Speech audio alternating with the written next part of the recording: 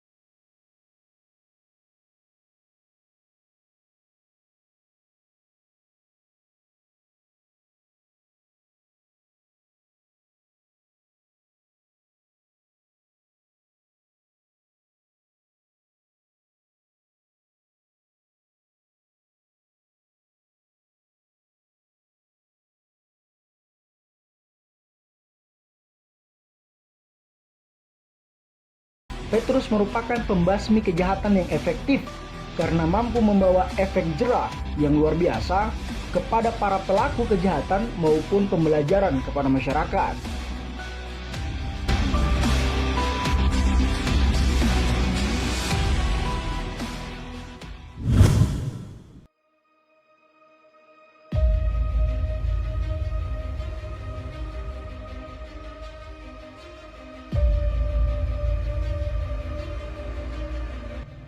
Pada tahun 1982, Presiden Soeharto memberikan penghargaan kepada Kapolda Metro Jaya, Maijen Pol Anton Sudjarwo, atas keberhasilannya membongkar perampokan yang telah meresahkan masyarakat.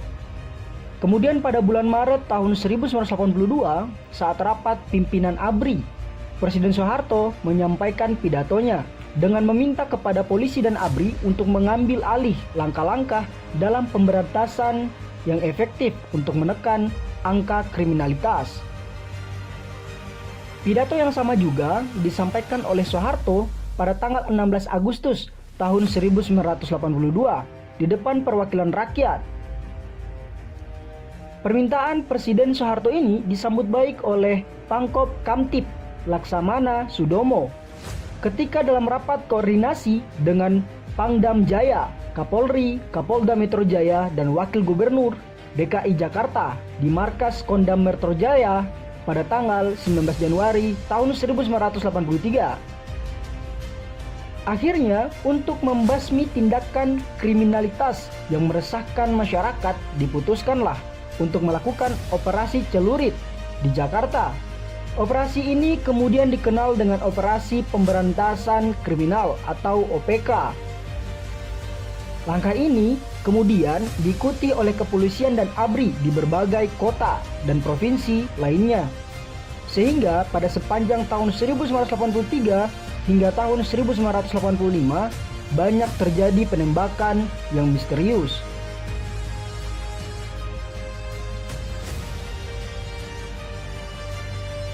Menurut catatan Komnas HAM, Petrus ini dimulai pertama kalinya di daerah istimewa Yogyakarta. Saat itu, Komandan Kodim 0734 Yogyakarta mengeluarkan himbauan agar para gali atau preman segera menyerahkan diri dalam waktu yang singkat. Perintah ini kemudian diikuti operasi penangkapan terhadap orang-orang yang masuk dalam daftar hitam atau target daripada Petrus. Bukan hanya orang-orang yang berada di luar yang kena dampak Petrus ini, bahkan para penjahat atau galih yang telah menyerahkan diri sesuai himbauan kepolisian juga sebagian tidak lantas selamat. Mereka ada yang dieksekusi ketika di dalam penjara.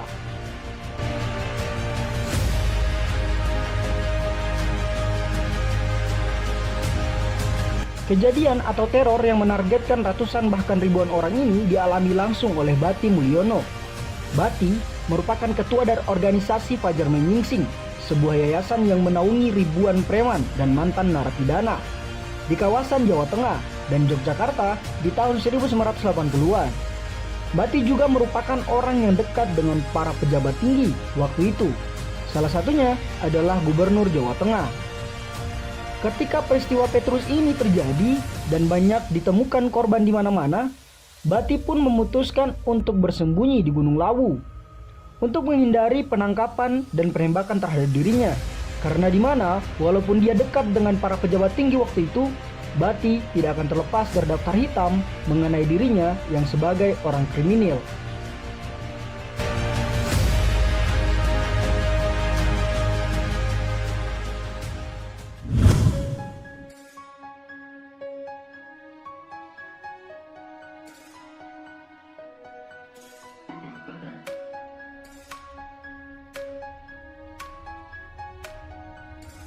Dari tahun 1983, tercatat 532 orang meninggal dunia.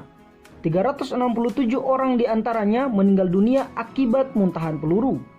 Selanjutnya, pada tahun 1984, ada 107 orang yang ditemukan meninggal dunia. Di antaranya, 15 orang lainnya meninggal akibat muntahan peluru. Dan kemudian pada tahun 1985, tercatat ada 74 orang yang meninggal dunia. 28 orang diantaranya meninggal akibat muntahan peluru.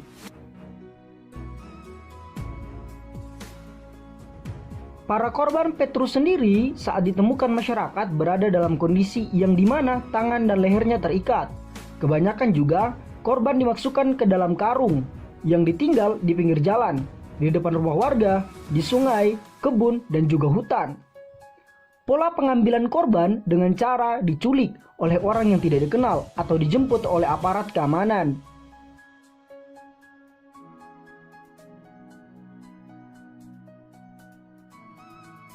Akibat mengalami banyak tekanan dari berbagai pihak, Presiden Soeharto mengumumkan pemberhentian Operasi Petrus pada tahun 1985, yang kemudian menjadi akhir dari peristiwa Petrus ini.